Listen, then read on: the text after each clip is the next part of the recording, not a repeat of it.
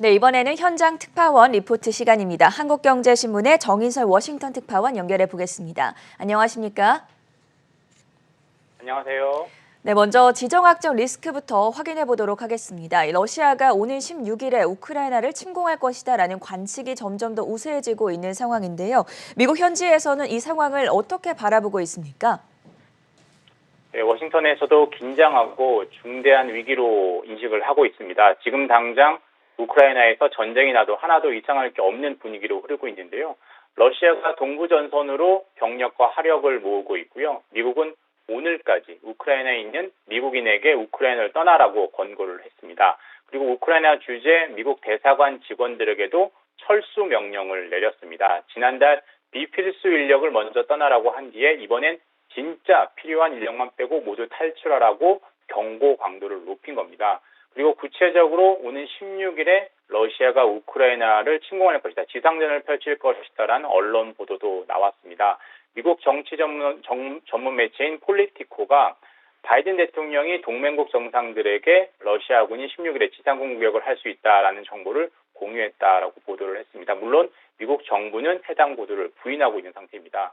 또 워싱턴 포스트도 러시아가 이르면 이번 주에 우크라이나 침공 구실을 만들기 위해서 자작을 기획하고 있다라고 보도를 했습니다. 여러모로 이번 주가 우크라이나 사태의 분수령이 될 전망입니다. 미국과 러시아 정상들은 이런 위기를 극복하기 위해서 현지 시간으로 지난 12일에 전화 통화를 했지만 빈손談판으로 끝이 났고요.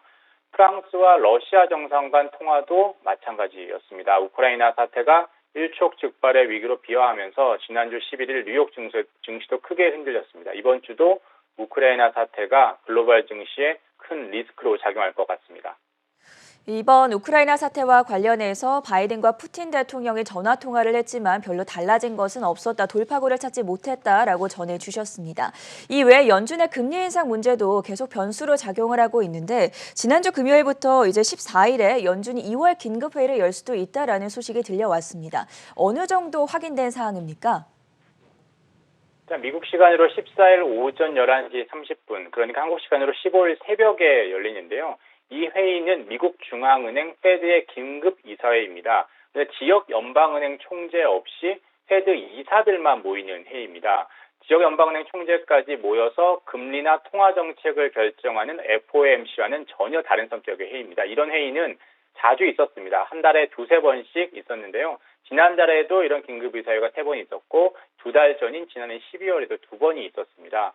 이번엔 지난달 CPI가 나왔잖아요. 그래서 물가점검 차원에서 열리는 회의입니다. 통상적인 페드 이사들의 모임이라는 건데요. 하지만 지난주에 시장에는 긴급 FOMC로 잘못 알려졌습니다. 그 이유는 제임스 블러드 세인트루이스 연방은행 총재가 지난 10일에 정례 FOMC가 아니라 긴급 FOMC를 열어서라도 금리를 인상하는 방안을 고려해야 한다라고 주장했기 때문에 그 후폭풍으로 오해가 있었던 겁니다. 정례 FOMC는 매달 6주마다 1, 3, 5, 6, 7, 9, 10, 12월에 열리는데요. 코로나19 위기 때 2020년 때 긴급 FOMC를 열어서 금리를 올려야 했던 것처럼 이번에도 올려야 된다 이런 주장을 했던 겁니다. 결론적으로 이번 일은 해프닝에 가까웠던 일이고요.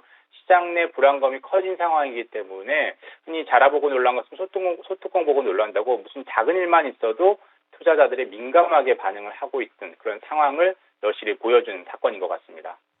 네, 결국은 해프닝으로 끝난 사건이었다라고 정리를 해보겠습니다. 마지막으로 2월도 어느새 중반을 지나가고 있는데요. 이번 주에는 투자자들 어떤 이벤트들 주목을 해보면 좋을까요? 크게 세 가지로 정리할 수 있는데요. 첫째는 미국 시간으로 16일에 나오는 1월 FOMC 의사록을 주목해야 합니다. 한 달 전 일이었죠. 직전 FOMC였던 지난해 12월 FOMC 의사록이 공개되면서 시장이 요동친 적이 있습니다.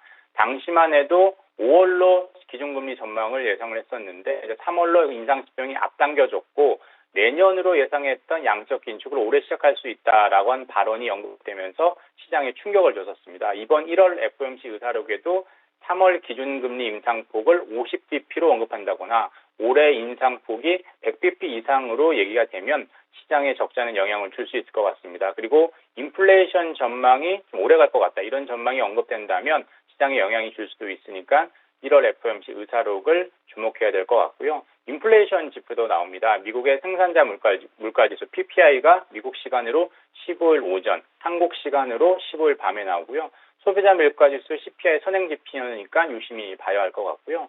그리고 바로 한국 시간으로 16일 오전에 중국 PPI와 CPI가 나옵니다. 글로벌 인플레이션의 하나의 원인이 되고 있는 게 중국의 PPI인데요.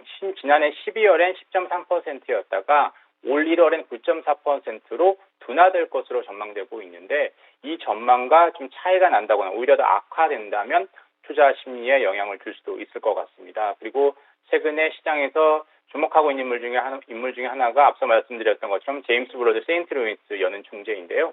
이 블러드 총재가 또 시장에 쇼크를 줄지도 관심입니다. 블러드 총재는 14일 오전에 CNBC 프로그램에 출연하고요. 또 17일 목요일에 공개석상에 섭니다. 그리고 18일에는 레이얼 브레이너드 페드 부의장 지명자, 그리고 크리스토퍼 월로 페드 이사, 찰스 에반스 시카고 연은 총재가 한 포럼의 연설자로 나와서 어떤 발언을 할지도 예의주시해야 될 것 같습니다.